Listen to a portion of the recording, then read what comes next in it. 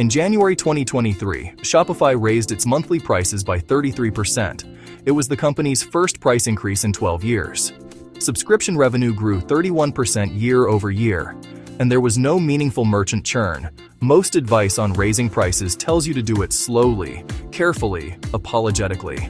That advice is wrong. Here's what actually happens when you do it the way operators who understand pricing actually do it. Here's what they don't put in the press release about price increases. ChartMogul analyzed thousands of subscription businesses and found something most pricing consultants won't tell you. 60 or more days of advance notice produces 40% less negative feedback. And customers who are kept on their old prices during a transition period only churn at 2–3%. Customers move to new prices immediately, 7–9% churn. The order and timing of how you roll out a price increase determine whether it goes smoothly. Most businesses get this wrong because they think the price is the variable. It isn't. The sequence. Step 1. Weeks 1 through 2. Calculate the real impact per customer. Pull your customer list. Work out the new price for each account. Flag anyone facing an effective increase of more than 15%. They need a personal conversation before you announce anything publicly.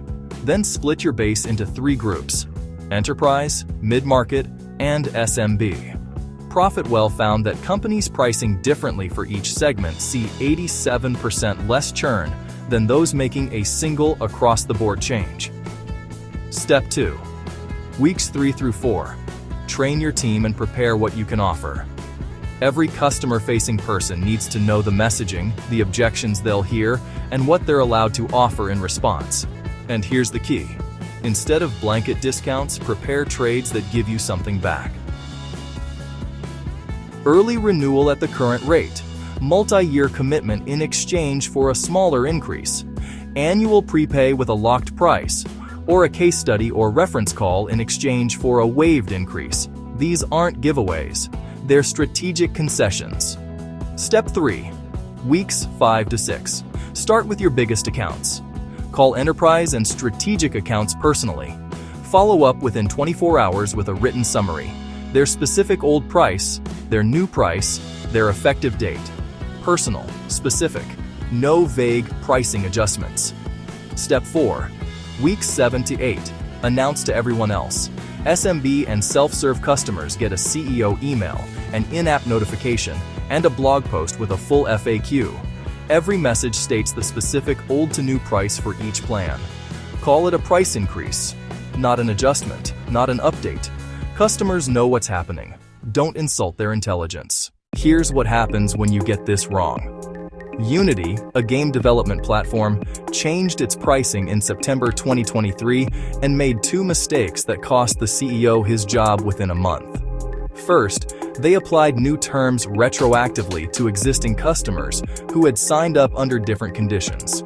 Second, the new model charged customers more as their products became more successful.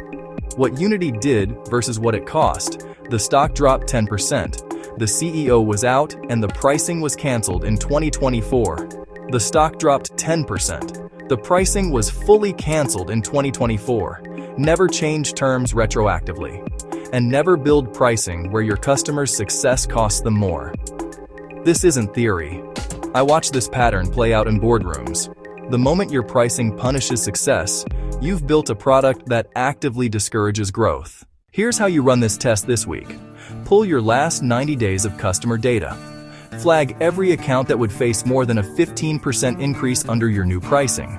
If your flagged list is under 20% of your base, you're ready for a straight price increase with the 60-day sequence. If half your customers are flagged, you need to rethink your tiers before touching prices. Add a premium tier with your newest features, or split your most popular plan into a standard and advanced version. That way the increase feels like paying for more value, not more for the same thing. The biggest pricing mistakes I've seen aren't about the number, they're about the sequence. Get the sequence right, and a 33% increase becomes routine. Get it wrong, and you have customer retention problems. If this raises a question about where your business is right now, drop it in the comments. Next week, we'll discuss when OpenAI's board fired Sam Altman. They had no succession plan. 91% of employees threatened to quit. He was back in 5 days. Only 35% of businesses have this document. We'll discuss how to write yours in one afternoon. This is the C-Suite Playbook, where Fortune 500 strategies meet actionable insights. Your competitive advantage starts here.